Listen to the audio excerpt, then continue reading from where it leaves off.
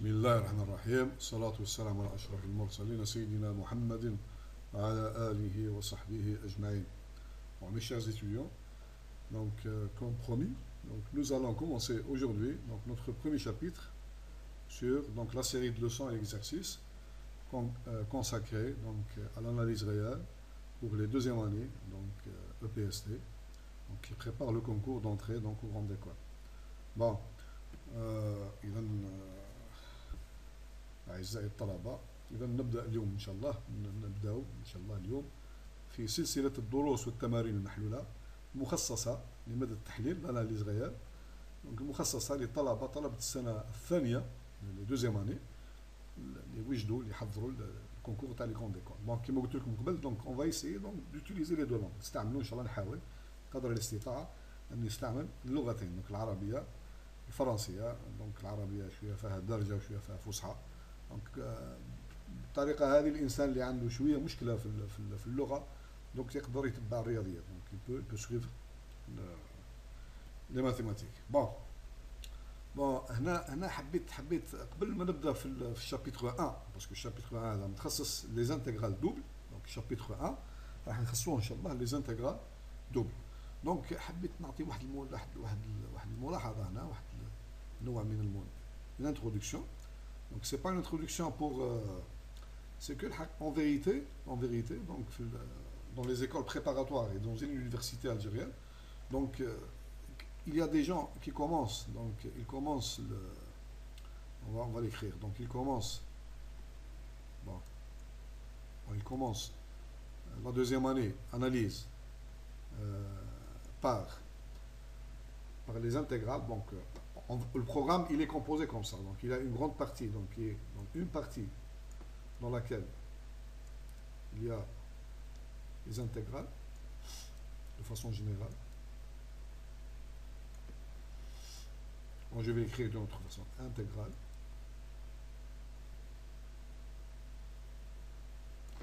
Je vais souligner ça, intégrale. Voilà, intégrale. Dans les intégrales, on a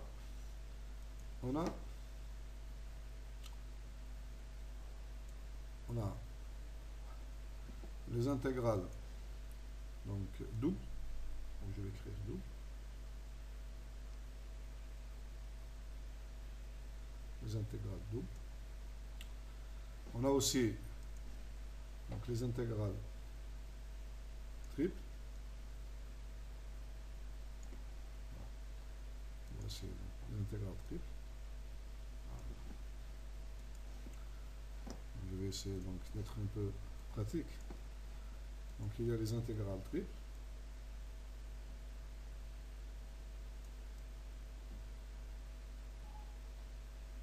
Voilà. Il y a aussi ce qu'on appelle les intégrales curvilignes. Les intégrales, je vais effacer ça, les intégrales curvilignes.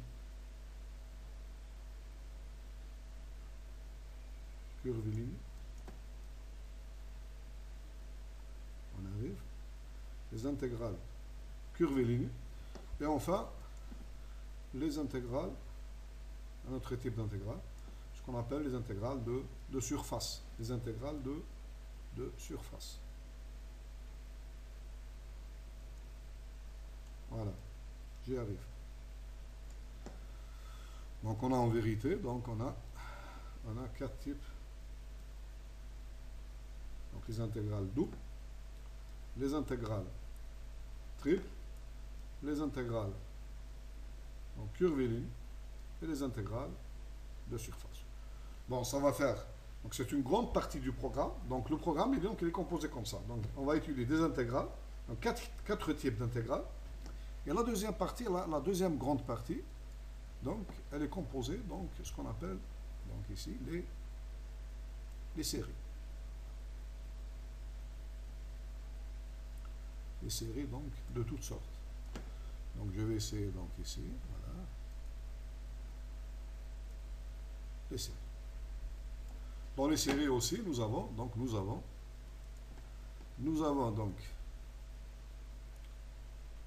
dans les séries, nous avons donc plusieurs types de séries. Nous avons le premier type, c'est les séries de nombres. Donc séries, on appelle ça les séries.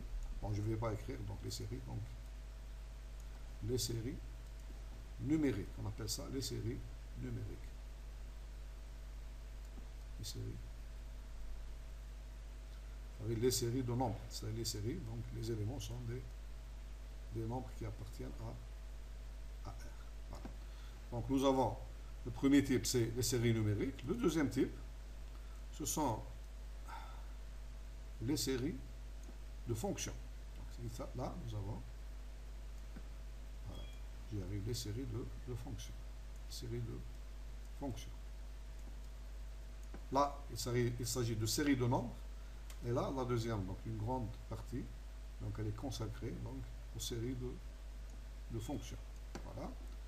Et la troisième partie, donc un cas particulier des séries de fonctions, ce sont les séries, ce qu'on appelle les séries entières. Les séries. Donc, comme on a dit, donc la dernière partie, donc elle est consacrée aux séries, ce qu'on appelle les séries entières.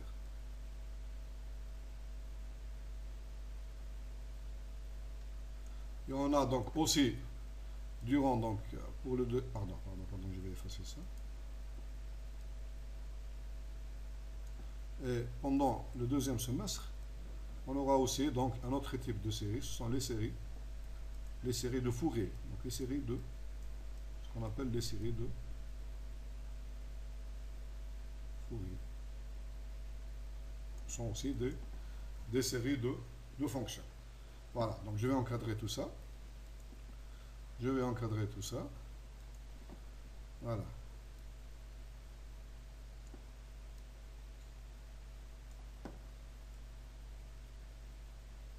Voilà. Et voilà. Donc, conclusion. Donc, on a dans le programme, on a deux grandes parties. Donc, une partie consacrée aux intégrales, et une partie donc qui est consacrée aux séries. Et en vérité, on peut dire que ce sont des parties qui sont indépendantes. Pour ce type, donc dans la partie série, donc on a des fonctions d'une variable réelle. Mais ici pour les intégrales, donc on a des fonctions de 2 ou 3 variables.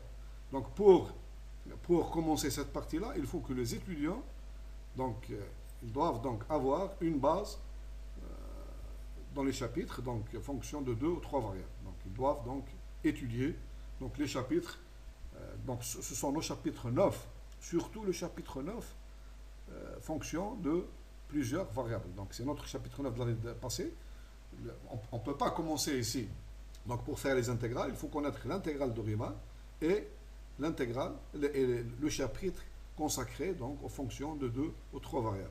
Par contre, pour étudier les séries, donc on a besoin de la notion de suite, surtout de la notion de suite. Donc ici on a la notion de suite. Donc pour les étudiants donc, qui ne connaissent pas, par exemple les étudiants qui font les étudiants de l'université, donc qui veulent nous suivre, donc ils doivent donc étudier, donc prendre le chapitre numéro 9 dans YouTube, avoir une idée un peu donc générale sur les fonctions de 2 variables, et ils peuvent commencer donc cette partie-là sur les intégrales. Par contre, ici pour les séries, donc on peut commencer directement sans connaître les fonctions de 2 variables. Bon, ceci étant, malgré cela, donc dans les écoles préparatoires aussi, dans les universités, il y a des profs qui commencent le cours par les intégrales, double, triple, curviligne, surface, etc. Il y a d'autres qui commencent par les séries. Donc, si nous, c'est-à-dire du point de vue pratique, il vaut mieux que l'étudiant suit ces cours-là, il suit parallèlement les mêmes cours à l'université ou bien à l'EPST. Comme ça lui sera bénéfique. Donc pour être pratique, donc, je vais donc donner des cours et des exercices sur les deux parties de façon parallèle. Donc une fois je donne un cours sur les intégrales par exemple, une autre fois je donne un cours sur les séries. Et donc le cours il va donc avancer de façon parallèle. Donc de façon parallèle. Comme ça, les gens qui font les intégrales, donc ils vont suivre les intégrales, et les gens qui font les séries, ils vont suivre les séries. Voilà, donc ça c'est important. Je dois le préciser au début, comme ça les étudiants. Voilà, donc il faut voir, donc lorsque je pose, je mets une vidéo dans YouTube ou bien dans Facebook, il y a le titre, donc on peut se retrouver facilement. Donc il y a, par exemple, si on trouve chapitre 1 intégral double, c'est un cours qui est consacré. Leçon numéro telle, donc on va suivre un certain ordre dans la chronologie. Donc vous aurez toujours chapitre 1, leçon 1, chapitre 1, leçon 2, chapitre 1, leçon 3, etc. jusqu'à ce qu'on finisse le chapitre. La même chose, ici, si les séries numériques, donc ça commence par le chapitre 3, ou bien le chapitre 4, on va trouver chapitre 4, par exemple, chapitre 4, série numérique, leçon 1, leçon 1, chapitre 4, série numérique, leçon 2, etc., etc. Donc il faut suivre. Bon, ceci étant, donc revenons à notre chapitre 1 sur les intégrales doubles. Bon, le premier, donc ce premier cours, je vais le consacrer, donc d'abord, c'est une introduction. Ce cours, ce n'est qu'une introduction. Donc je vais créer ici, donc introduction, introduction.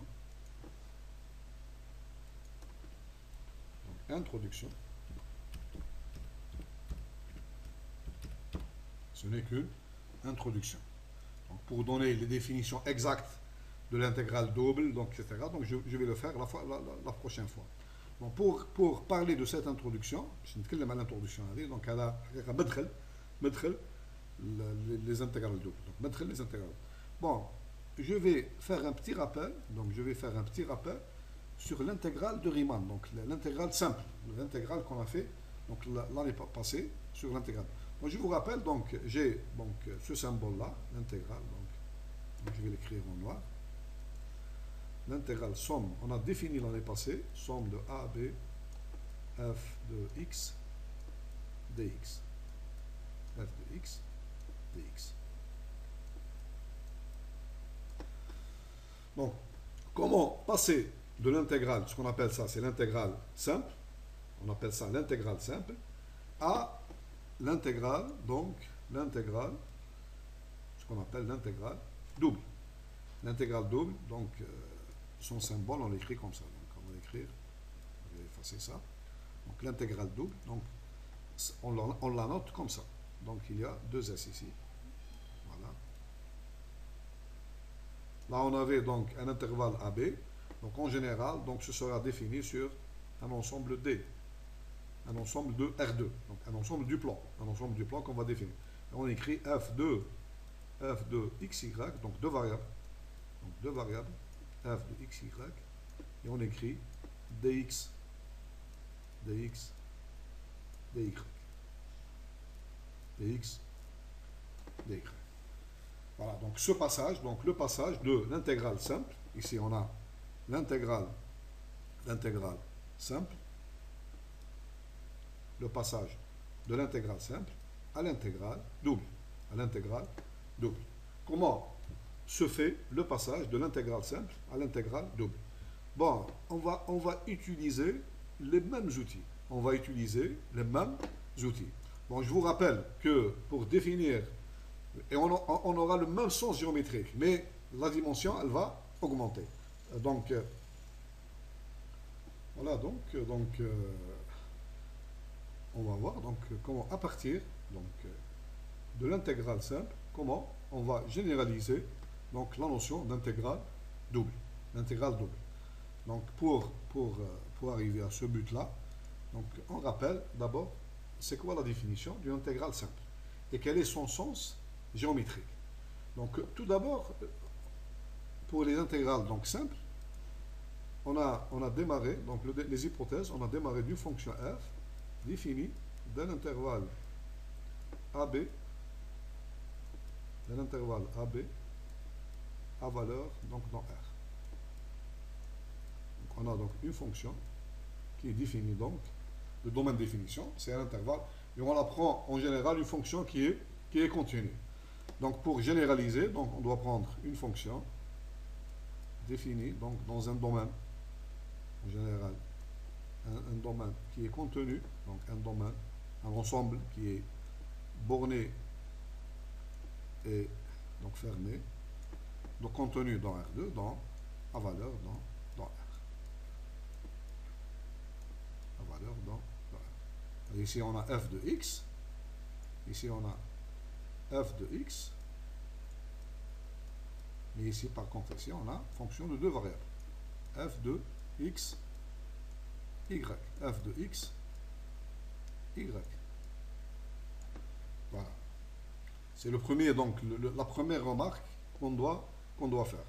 Bon, la deuxième remarque, c'est que pour les fonctions, il faut bien voir que donc dans le sens géométrique de l'intégrale, bon, il faut remarquer d'abord que ça c'est un nombre réel, et ça aussi, nous allons voir lorsqu'on fait la définition exacte, ce sera aussi un nombre réel. Mais géométriquement, que représentent les deux intégrales? Donc on va voir après que, bon, géométriquement, donc si je trace ici un graphe, donc je vais vous rappeler donc qu'on avait ici, donc j'ai trompé, je m'excuse, donc je vais effacer rapidement et donc je reviens, donc c'est le contraire, je vais procéder comme ça, voilà, j'ai avec. Donc supposons que ça c'est x, ça c'est x et ça c'est y. Donc je vais tracer le graphe, ça c'est y, ça c'est f de x, y est égal à f de x, et je vais mettre ici A, le point A, l'intervalle AB, donc ici B. Donc on a vu que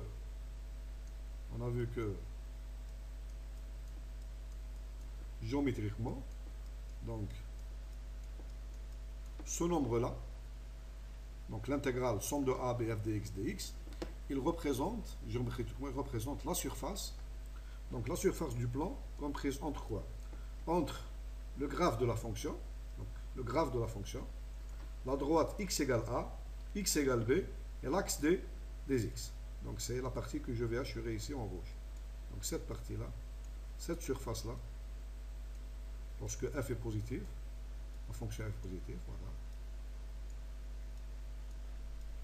Toute cette partie-là, donc géométriquement, donc ce symbole-là, il va donc me désigner ou bien m'indiquer le sens géométrique de l'intégrale de Riemann.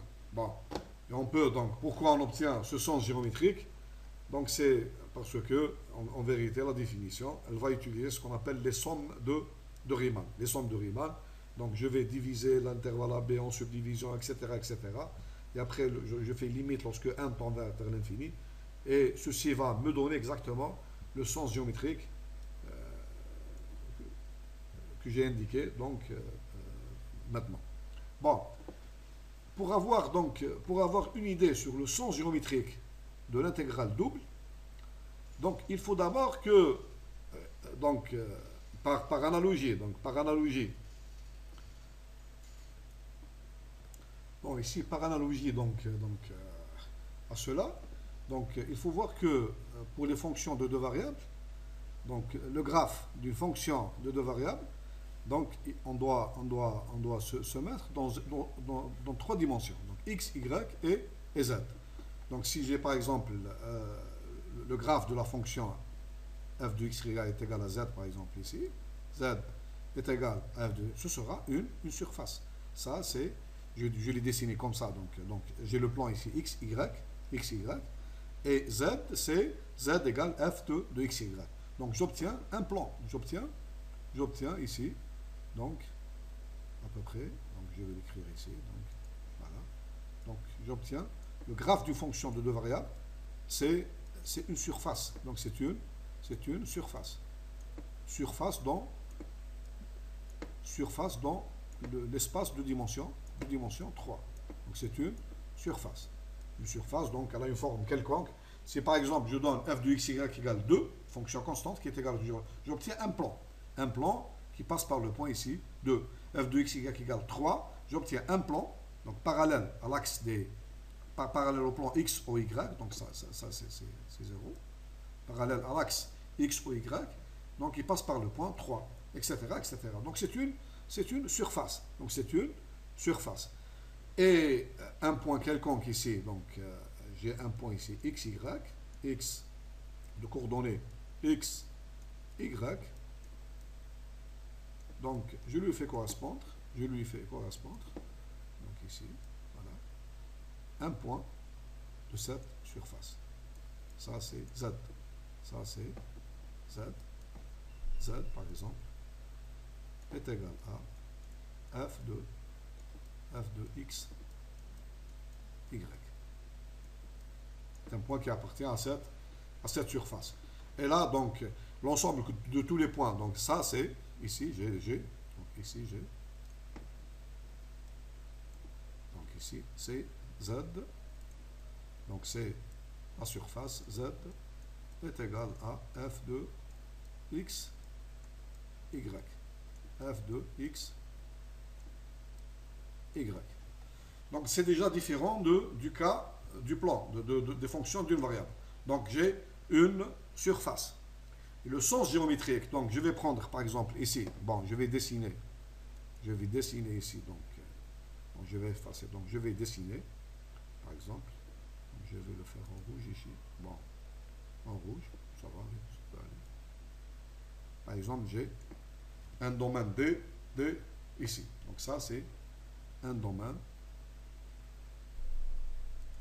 un ensemble des contenus dans R2. Donc par définition, on va voir tout à l'heure. Donc c'est quoi, par analogie avec ce schéma-là, c'est quoi l'intégrale double d de f de xy dx dy? On va le voir après. On va voir que ce sera le volume. Maintenant, ça devient, dans le cas, donc c'est comme ça. Dans le cas d'une fonction, d'une variable, c'est une surface. Mais dans le cas d'une fonction de deux variables, donc l'intégration sur le domaine D, donc c'est le volume de la partie de l'espace, donc dans la base est D. Donc ici, j'ai les deux côtés du cylindre là. Et là, donc, est la surface. Donc ici, j'ai une petite surface. Donc, ici. Donc je vais, donc, ici j'obtiens, c'est la partie, donc ici c'est, donc c'est, j'obtiens la partie, donc l'intersection de ce cylindre-là et cette surface, z égale f de xy.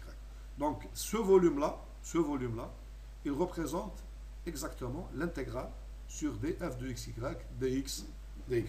Bon, ça c'est une introduction seulement. Je fais une analogie entre l'intégrale simple et l'intégrale double. Donc le sens géométrique d'une intégrale double, c'est un volume. Le sens géométrique d'une intégrale simple, c'est une surface. Donc ici, c'est à peu près la même chose, mais ici j'ai la base. Donc le domaine, c'est le cylindre ici. Et la partie donc du plan, donc l'intersection de ce cylindre avec la surface z égale f de xy. Voilà. Bon. Bon, dans ce schéma-là, je le montre de façon plus concrète. Donc, vous voyez bien. Donc, le sens, donc je vais l'écrire ici. Le sens géométrique de donc ceci, donc ce volume-là, le volume de ça c'est D. Voilà, ça c'est D. Et ça c'est la surface Z est égale à f de xy. Et donc ce volume-là, le volume-là de ce corps-là, c'est exactement, donc c'est l'intégrale. Donc l'intégrale sur D f de x, y, dx, dy. C'est ça le sens géométrique. C'est ça le sens géométrique de l'intégrale. Bon, ici donc, je donne une donc, dans un logiciel, donc je vous montre seulement c'est quoi, la représentation géométrique du graphe d'une fonction de variable. Vous avez x, y et z, et vous avez ici une surface, c'est la surface, z est égal à f de xy. Z est égal à f de xy. Donc c'est un très bon logiciel. Voilà, donc vous voyez bien, donc je la passe d'un côté à l'autre, etc.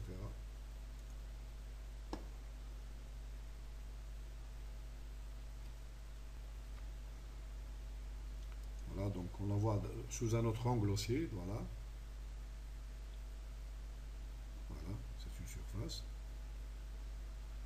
Voilà, voilà, donc on la voit de tous les côtés. Voilà. Ça, c'est la fonction z est égal à f de xy. Et comme on voit très bien ici, donc dans ce schéma-là, donc ici, au point ici, par exemple, au point ici, xy, lui correspond, donc ici l'image, une image, son image, sur la surface, donc ici c'est z est égal à f de xy, f de xy. Et l'ensemble de tous ces points-là, représente donc une surface. Dans le plan, ce sera une surface.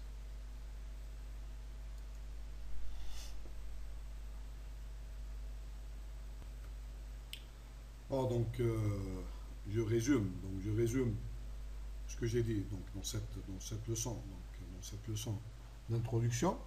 C'est que donc, pour l'intégrale simple et l'intégrale double, donc là, la fonction elle est définie de AB dans R, et là, donc la fonction, c'est une fonction de deux variables, elle est définie dans un ensemble D, en général borné et fermé, c'est un compact, dans R. Donc le sens géométrique d'une intégrale simple, ça représente une surface, et le sens géométrique d'une intégrale double, en général, ça représente un volume. Bon, ça, ce n'était qu'une introduction. Donc la leçon prochaine, donc on va essayer de définir de façon un peu rigoureuse la notion d'intégrale double en généralisant la définition qu'on a donnée l'année passée sur l'intégrale simple. Donc je conseille aux étudiants qui veulent suivre la leçon prochaine de réviser donc la définition de l'intégrale de Riemann. Donc c'est quoi ce symbole-là? Donc ils doivent connaître les sommes de Riemann et la définition de l'intégrale de Riemann en utilisant, on a dit l'année passée que l'intégrale de Riemann est une suite, c'est la limite d'une suite. C'est quelle suite? Il s'agit de la suite donc composée des sommes de Riemann, qu'on a noté Sn.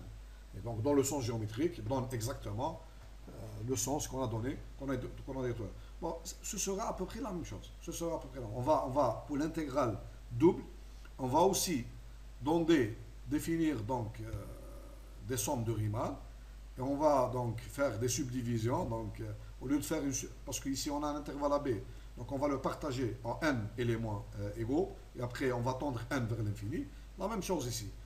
Ce qui remplace un intervalle AB dans R2, ce sera un rectangle. C'est un rectangle. Donc la généralisation d'un intervalle dans R pour R2, ce sera un rectangle.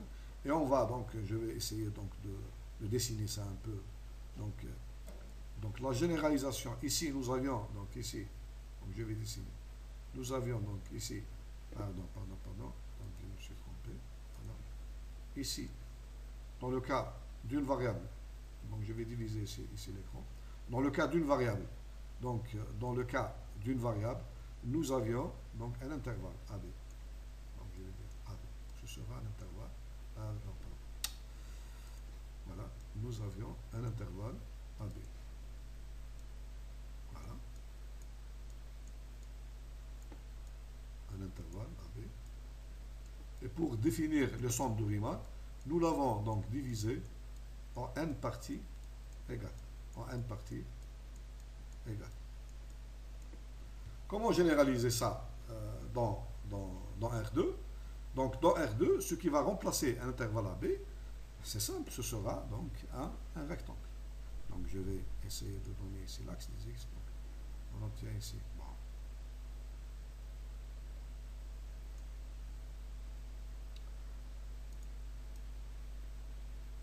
Je vais le mettre là. Voilà. Je vais le mettre là. Voilà. Donc ce qui va remplacer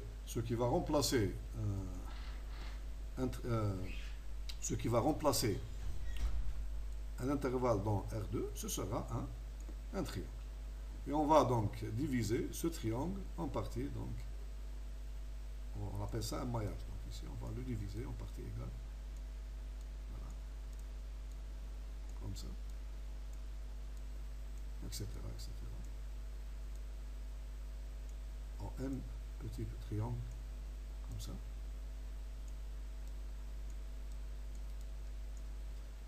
Et on va définir sur ce rectangle, pardon, c'est un rectangle, sur ce rectangle, les sommes de Riemann. La même chose, les sommes de Riemann. Mais ce sont des sommes de Riemann définies par des fonctions de deux variables. Et au lieu d'avoir ici la longueur des intervalles x, et moins a, on va obtenir donc ici la surface donc, de ces petits triangles, rectangles. Et on va donc tendre n vers l'infini, et on va définir l'intégrale à partir des sommes de Riemann. Donc la base de la définition de l'intégrale double, c'est la même base, c'est la même façon. C'est-à-dire, on va construire d'abord ce qu'on appelle les sommes de Riemann, qui dépendent de n, une suite Sn, qui est composée de sommes de Riemann, et on va tendre n vers l'infini. Si la fonction est continue, cette suite, elle admet toujours la même limite, quel que soit le maillage, quel que soit le choix des points xi dans les rectangles, elle va tendre toujours vers le même nombre. Ce nombre, c'est l'intégrale double. Et on va voir que géométriquement, elle va nous donner exactement le volume de la partie de l'espace qui est comprise entre le domaine D, la surface Z égale f de xy, et donc la partie donc, du cylindre comprise entre les deux parties. Voilà. Donc, je vous donne donc un rendez-vous donc la prochaine fois pour définir une intégrale double en utilisant les sommes de Riemann. Mais avant cela, pour que tout le monde puisse suivre ce cours, il faut donc réviser donc la notion de somme de Riemann et la définition de l'intégrale de Riemann à partir des sommes de Riemann. Parce qu'on va généraliser exactement la même définition pour le cas des fonctions de deux variables.